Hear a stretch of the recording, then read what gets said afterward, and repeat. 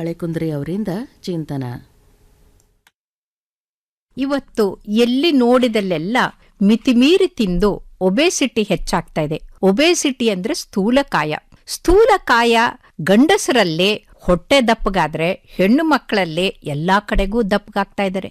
ಈ ಸ್ಥೂಲಕಾಯ ಅಂತಂದ್ರೆ ನಮ್ಮ ಹೈಟ್ಗೆ ಎತ್ತರಕ್ಕೆ ಎಷ್ಟಿರಬೇಕೋ ಅಷ್ಟಕ್ಕಿಂತ ತೂಕ ಹೆಚ್ಚಾದಾಗ ಅದು ಅನಾರೋಗ್ಯಕ್ಕೆ ಕಾರಣ ಆಗತ್ತೆ ಅಂತ. ಇದಕ್ಕೆ ನಾವು ಮೆಟಬಾಲಿಕ್ ಸಿಂಡ್ರೋಮ್ ಅಂತ ಇವತ್ತು ಹೇಳ್ತೀವಿ. ಅಕ್ಕ ಮಹಾದೇವಿ ಬಹುಶಃ ಅವಳು ವಿಜ್ಞಾನಿ ಆಗಿದ್ಳು, ವೈದ್ಯಳಾಗಿದ್ಲೋ ಅರ್ಥ ಆಗೋದಿಲ್ಲ. ಯಾಕಂದ್ರೆ 21ನೇ ಶತಮಾನದಲ್ಲಿ ಇವತ್ತು ನಾವೇನು ಮೆಟಬಾಲಿಕ್ ಸಿಂಡ್ರೋಮ್ ಅಂತೀವಲ್ಲ, ಅದಕ್ಕೆ ಅವಳು ಮೊದಲೇ ಹೇಳಿ ಇದು ಯಾಕೆ ಅಪಾಯಕಾರಿ ಅಂತ ತಿಳಿಸಿ ಹೇಳಿದಾಳೆ. ಆಹಾರವ ಕಿರಿದು ಮಾಡಿರಣ್ಣ, ಆಹಾರವ ಕಿರಿದು ಮಾಡಿ, ಆಹಾರದಿಂ ವ್ಯಾಧಿ ಹಬ್ಬಿ ಬಲಿಯುವುದಯ್ಯ ಅಂತ. ಯಾವಾಗ ಮಿತಿಮೀರಿ ಆಹಾರ ಸೇವನೆ ಮಾಡ್ತೀವಲ್ಲ ಆವಾಗ ರೋಗ ವ್ಯಾಧಿ ಹಬ್ಬಿ ಬಲಿಯುತ್ತೆ ಅಂತ ಹೇಳ್ತಾಳೆ. ಆಹಾರದಿಂ ನಿದ್ರೆ, ಯಾರು ಮಿತಿಮೀರಿ ತಿಂತಾರಲ್ಲ ಅವರು ಆಲಸಿಗಳಾಗಿ ನಿದ್ರೆ ಹೆಚ್ಚಾಗತ್ತೆ. ನಿದ್ರೆಯಿಂದ ತಾಮಸ, ನಿದ್ರೆಯಿಂದ ಅದು ಬೇಕು ಇದು ಬೇಕು ಅನ್ನೋ ಆಸೆಗಳು ಹೆಚ್ಚಾಗತ್ತೆ. ಆ ತಾಮಸ ಬಂದಾಗ ಅವರು ಅಜ್ಞಾನಿಗಳಾಗ್ತಾರೆ. ಯಾಕಂದ್ರೆ ಜ್ಞಾನಿಗಳು ಯಾವತ್ತೂ ಸಾತ್ವಿಕರಾಗಿರ್ತಾರೆ. ಈ ತಾಮಸಿಗಳು ಅಜ್ಞಾನ ಬಂದಾಗ ಅವ್ರಿಗೆ ಮೈಮರ್ತು ಹೋಗ್ಬಿಡುತ್ತೆ. ಏನ್ ಮಾಡ್ಬೇಕು ಏನ್ ಬಿಡ್ಬೇಕು ಅಂತ ಅರ್ಥ ಆಗಲ್ಲ. ಅವ್ರು ಹೇಳ್ತಾರೆ, ಅಜ್ಞಾನ ಮೈಮರು, ಅಜ್ಞಾನದಿಂದ ಕಾಮವಿಕಾರ, ಕಾಯವಿಕಾರ, ಮನೋವಿಕಾರ, ವಾಯುವಿಕಾರ ಉಂಟು ಮಾಡಿ ಸೃಷ್ಟಿಗೆ ತಹುದಾದ ಕಾರಣ. ಕಾಯದ ಅತಿ ಪೋಷಣೆ ಬೇಡ, ಅತಿ ಪೋಷಣೆ ಮೃತ್ಯು ಅಂತ ಹೇಳ್ತಾಳೆ. ರೋಗಿಗೆ ಅಪತ್ಯವೇ ಮಾಯೆ, ಜ್ಞಾನಿಗೆ ಮಿಥ್ಯವೇ ಮಾಯೆ, ಅರಿದೆನೆಂದವನಿಗೆ ನಾನು ನೀನೆಂಬ ಮಾಯೆ ಕಪಿಲ ಸಿದ್ಧ ಮಲ್ಲಿಕಾರ್ಜುನ ಅಂತ. ತಾನು ಯೋಗಿ, ತಾನು ಮಹಾ ಶಿವಯೋಗಿ ಅನ್ಕೊಳ್ತಾರೆ. ಕೋಪ ಮಾಡ್ಕೊಳ್ತಾ ಇದ್ರೆ ಅದು ಅವರು ಯೋಗಿ ಆಗೋದಿಲ್ಲ. ಯೋಗಿಗೆ ಕೋಪ ಅನ್ನೋದು ಇರಬಾರ್ದು. ಇವತ್ತು ಕೋಪ ಅನ್ನೋದು ಪಾಪದ ನೆಲಗಟ್ಟು ಅಂತ ಕೃಷ್ಣ ಪರಮಾತ್ಮ ಹೇಳಿದ್ರೆ, ಇವತ್ತು ಕೋಪದಿಂದ ಬ್ಲಡ್ ಪ್ರೆಷರ್ ಜಾಸ್ತಿ ಆಗುತ್ತೆ, ಪ್ಯಾರಲಿಸಿಸ್ ಆಗುತ್ತೆ, ಕೈಕಾಲು ಬಿದ್ದು ಹೋಗುತ್ತೆ, ಮಾತು ಹೊರಟೋಗುತ್ತೆ, ಹಾರ್ಟ್ ವೀಕ್ ಆಗಿ ಹೋಗ್ಬಿಡುತ್ತೆ ಅನ್ನೋದು ಗೊತ್ತಾಗಿದೆ. ಹಾಗಾಗಿ ರೋಗಿಗೆ ಅಪತ್ಯೆಯೇ ಮಾಯೆ ಅಂತಾರೆ.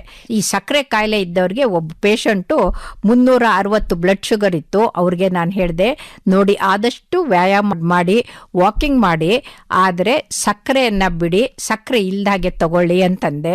ನನ್ನ ಮಾತು ಕೇಳ್ಕೊಂಡ್ಬಿಟ್ಟು ಆಯಿತು ಡಾಕ್ಟ್ರೇ ಅಂತ ಹೇಳಿ ಲಾಲ್ಬಾಗಿಗೆ ವಾಕಿಂಗ್ ಹೋದ್ರು. ಅಲ್ಲಿ ವಾಕಿಂಗ್ ಹೋದಾಗ ಅವರು ಗೆಳೆಯರು ಸಿಕ್ಕರು. ಓ ಏನೋ ಚೆನ್ನಾಗಿದ್ಯಾ ಅಂತ ಇವರು, ಅವರು ನಿನ್ಗೆ ಪೆನ್ಷನ್ ಬಂತ ಅಂತ ಅವರು ಇಬ್ರು ಮಾತಾಡ್ತಾ ಕೂತ್ಕೊಂಡವ್ರು. ಬಾ ಈಗ ಇವೆಲ್ಲ ಚೌಚೌ ಬಾತು ಅದು ಇದು ತಕ್ಷಣಕ್ಕೆ ಎಲ್ಲ ತಿಂದ್ಮೇಲೆ ನೆನಪಾಯ್ತು. ಓ ಡಾಕ್ಟ್ರು ಹೇಳಿದ್ದಾರೆ, ವಿಜಯಲಕ್ಷ್ಮಿ ಡಾಕ್ಟ್ರು, ನಾನು ಸಕ್ಕರೆ ಇಲ್ಲದೆ ತಿನ್ಬೇಕು ಅಂತ. ಅಣ್ಣ ನೋಡಪ್ಪ, ನನಗೆ ಡಾಕ್ಟರ್ ಹೇಳಿದ್ದಾರೆ ಸಕ್ಕರೆ ಕಾಯಿಲೆ ಇದೆ, ಲೆಸ್ ಶುಗರ್ ಕಾಫಿ ತಂದ್ಕೊಡು ಅಂತ. ಅಲ್ಲಿವರೆಗೂ ತಿಂದಿದ್ದು ಸ್ವೀಟು ಅವೆಲ್ಲ ಸಕ್ಕರೆನೆ. ಅಂದ್ರೆ ರೋಗಿಗೆ ಅಪತ್ಯ ಅನ್ನೋದು ಮಾಯ ಆಗಿರುತ್ತೆ, ಅವರು ಮರ್ತು ಬಿಡ್ತಾರೆ. ಆಮೇಲೆ ಜ್ಞಾನಿಗೆ ಮಿಥ್ಯವೇ ಮಾಯೆ. ಅಂದ್ರೆ ಸತ್ಯದ ಅರ್ಥ ಮಾಡ್ಕೊಳ್ಳದಿದ್ದವನು ಜ್ಞಾನಿ ಆಗೋದಿಲ್ಲ. ಸತ್ಯವ ಅಂದ್ರೆ ಆ ಪರಮ ಸ್ವರೂಪ ಪರಮಾತ್ಮನೇ ಒಬ್ಬ ಸತ್ಯ. ಇನ್ನು ಈ ಜಗತ್ತೆಲ್ಲ ಮಿಥ್ಯ ಅನ್ನೋದನ್ನ ಅರ್ಥಕೊಂಡಿರ್ಬೇಕು. ಅರಿದೇನೆಂದವ್ರಿಗೆ, ನಾನು ಅರ್ಥಕೊಂಡಿದ್ದೀನಿ ಅಂದವ್ರಿಗೆ ನಾನು ಬೇರೆ ನೀನು ಬೇರೆ, ನಾನು ಹೆಚ್ಚು ನೀನು ಹೆಚ್ಚು ಅನ್ನೋದು ಭಾವ ಬರುತ್ತೆ. ಅದು ಮಾಯೆ ಆಗತ್ತೆ. ಯಾಕಂತಂದ್ರೆ ಅರಿಯೋದು ಅಂದ್ರೆ ಏನು? ಆ ಪರಮಾತ್ಮನ ಅಂಶ ಪ್ರತಿಯೊಬ್ಬರಲ್ಲೂ ಜೀವಾತ್ಮ ಇದೆ. ನಾವು ಬೇರೆ ಅಲ್ಲ, ಪರಮಾತ್ಮ ಬೇರೆ ಅಲ್ಲ.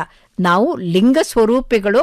ನಮ್ಮ ಪ್ರಾಣಲಿಂಗ ಆ ಪರಮಾತ್ಮನ ಸ್ವರೂಪ ಅನ್ನೋದನ್ನು ಅರ್ಥಕೊಂಡಾಗ ನಾವು ಅಂಗ ಅಳೆದು ಲಿಂಗ ಆಗಕ್ಕೆ ಸಾಧ್ಯ ಆಗತ್ತೆ, ಸಾಮರಸ್ಯ ಸಾಧ್ಯ ಆಗತ್ತೆ. ಹಾಗಾಗಿ ಪರಮಾತ್ಮ ಬೇರೆ ನಾವು ಬೇರೆ ಅಂತ ಅನ್ನೋದನ್ನೇ ನಾವು ಯಾವಾಗ ಪ್ರತಿಯೊಬ್ಬರಲ್ಲೂ ಪರಮಾತ್ಮನನ್ನು ಕಂಡು ಪ್ರೀತಿಯಿಂದ ಇರ್ತೀವೋ ಆವಾಗ ನಮ್ಮ ಶರೀರವನ್ನು ಚುರುಕಾಗಿ ಇಟ್ಕೊಂಡು, ಮನಸ್ಸನ್ನು ಚುರುಕಾಗಿಟ್ಕೊಂಡು, ಹೃದಯದಿಂದ ಪ್ರೀತಿಯಿಂದ ನಾವು ಬದುಕಿದ್ದೇ ಆದರೆ ಇಡೀ ಜಗತ್ತಿನಲ್ಲಿ ಯಾವ ಯುದ್ಧ ಏನೂ ಇಲ್ದನೆ ಪ್ರತಿಯೊಬ್ಬರೂ ಸಂತೋಷವಾಗಿ ಇರಬಹುದು ಅಂತ ಶರಣರು ಹೇಳಿದ್ದನ್ನು ಪಾಲಿಸೋಣ. ಇದುವರೆಗೆ ಡಾಕ್ಟರ್ ವಿಜಯಲಕ್ಷ್ಮಿ ಬಾಳೆಕುಂದ್ರಿ ಅವರಿಂದ ಚಿಂತನ ಕೇಳಿದ್ರಿ. ಆಕಾಶ